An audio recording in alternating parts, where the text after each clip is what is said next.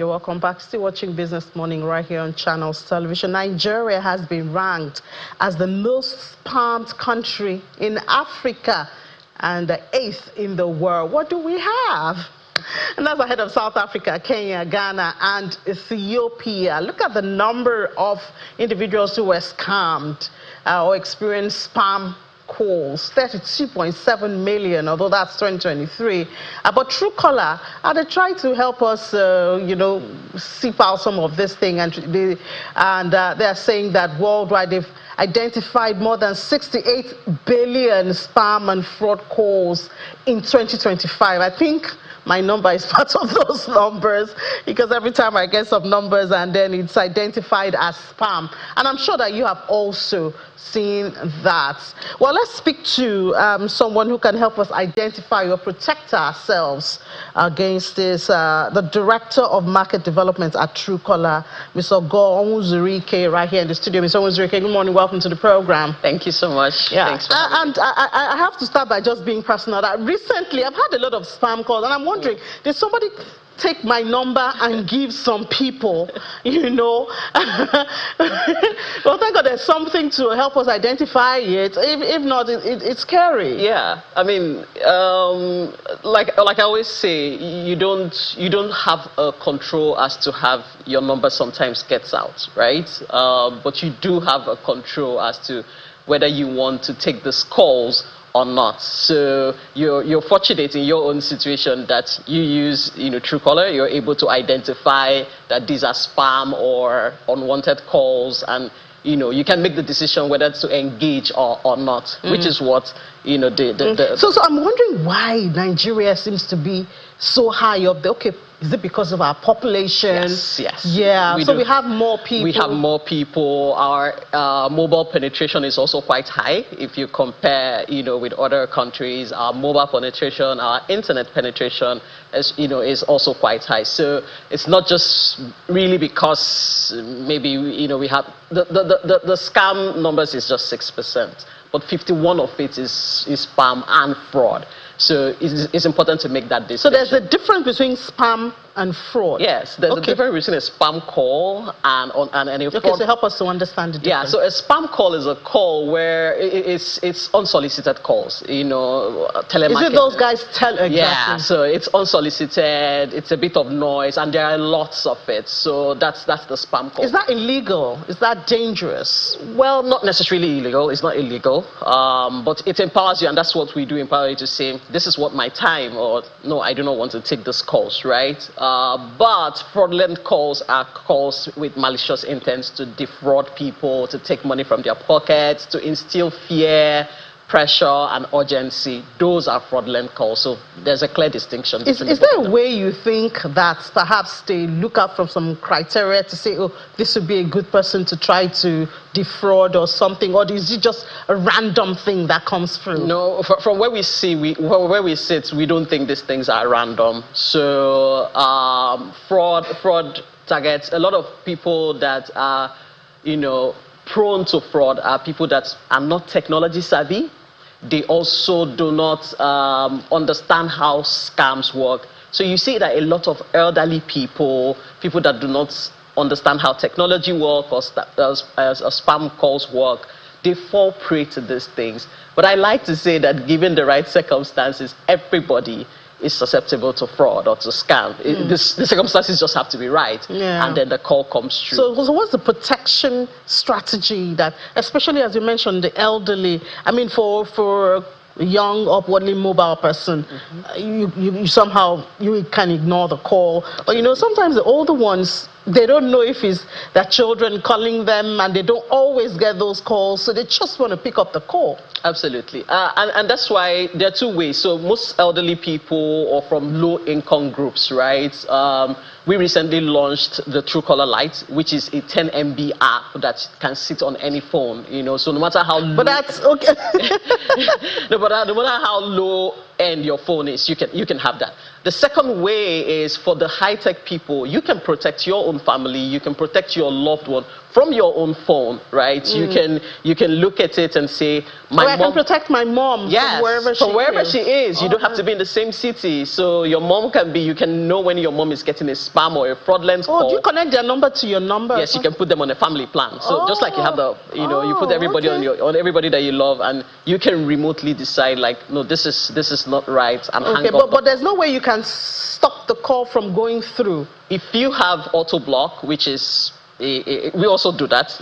We have auto block features which allows you, which automatically blocks out everything. You don't even get to see it at that point. So yes, there is that functionality and feature as well to make sure that it doesn't even get through at all. So from your findings, is it Nigerians trying to defraud Nigerians? Because sometimes some people call you and tell you they are abroad. Yeah.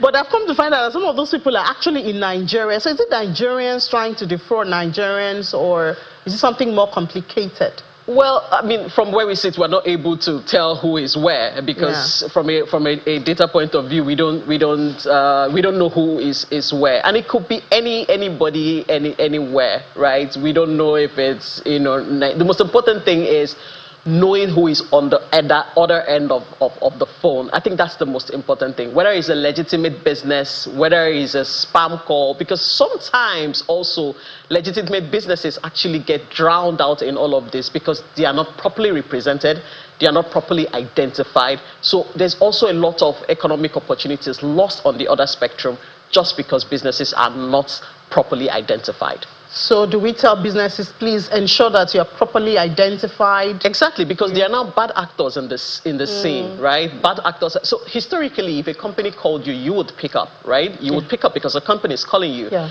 But we now have bad actors in who claim to be companies, right? So and business impersonation, which is a type of scam typology, is one of the scam typology that is on the rise in the sub-Saharan Africa. So they claim to be businesses.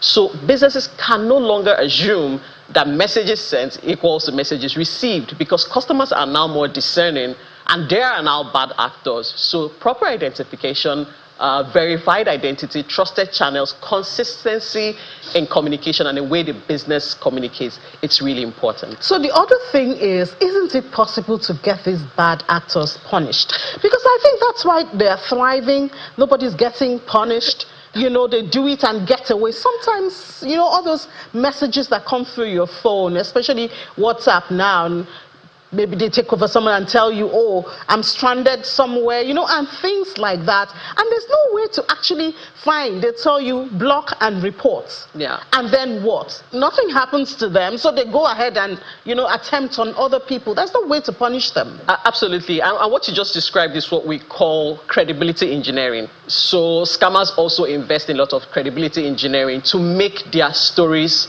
quite credible.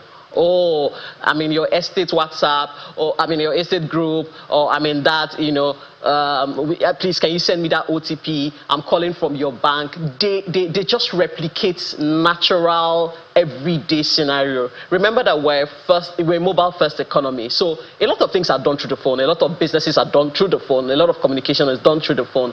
I think where it's important, of course, enforcement and, you know, is important, but education, you know, prevention again is better than you know. So educating people on what to trust, having, of course, you know. Is there no way we can get these people punished? I mean, if people turn on the television and say, oh, this person was arrested, you know, for attempting to defraud and, you know, all of those calls, and then the person is actually being punished, perhaps one young person it could there, deter them. Exactly, but we don't have such cases. They do these things, and when they succeed, they succeed. When they don't succeed, they just move on to the very next victim. person. Yeah. You know, there should be a way to, and all of that, and these things are supposed to help us identify. Absolutely. But it doesn't look like it's working from that. No, I'm not quite sure it's working, and that's why the more important thing is to educate more people. You know, don't even fall victim in the first place, and that's the power of community. You know, and that's why on our platform, you see lots of people reporting, oh, this number has defrauded me. Oh, this person has sent me this. Oh, this is a scam number. They will even describe to you the kind of scam that those folks perpetuate. So yeah, sometimes I see some of those on social media. Yeah, people say, oh, this has happened to me. So people are empowered, people are educated, people are enlightened, and that even forestalls the occurrence of such. So we are more on the protection side, yeah, making protection sure that is better than care. Yeah. yeah, so that's how we're thinking about it. Okay, well, I guess we just have to keep preaching the message. Do we call the government agency, NCC, National Orientation Agency? Who should be doing more of this education? Everybody has to do the education. The platforms like us, the businesses like us, you need to tell your customers, your consumers what to trust. What about the operators? Exactly, the operators as well. So everybody, and the good thing about the Nigerian problem is, like I said, 6% is scam, and the remaining 40 something percent is spam. So it's a trend that can be reversed if everybody cleans up their act. Yeah, we can deal with it. Yeah, we can reverse it. So we do not have an elaborate scam problem. We have an elaborate spam problem, and that can be reversed. Is that a problem, though? Yes. Oh, spam is a problem, because if consumers are determining your calls or your engagement as spam, the economic implications are hidden, but people do not quite understand.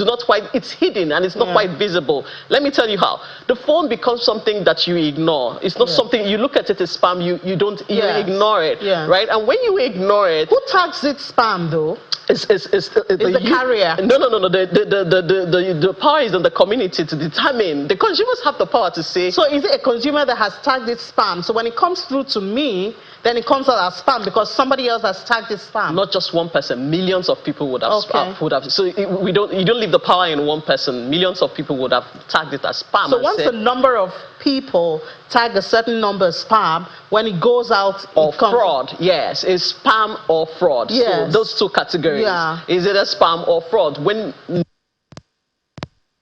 miss certain internal threshold before it can be, because you can't be malicious. I mean, just maybe I'm owing you some money. Exactly. Maybe you're owing me. I'm owing you some money and I don't want to pay, and then you're calling me and I just that's malicious, right? So that does not hold. Yeah. A considerable number of people have to have had the same experience to be able to tag that number as spam. But you see, what that drowns out is the legitimate businesses that are trying to. Because I've had to ignore a lot of spam calls. Exactly. And some of them may have been companies, Exactly. So the onus now lies on those companies to identify themselves properly. So communication identity has become a critical component of communication. It's not just enough to say, oh, I want to reach 100 million people. Do they even know you are the one that is trying to reach them? So identity has become a critical part of communication. You can no longer assume that messages sent is equal to message received, because the consumer behavior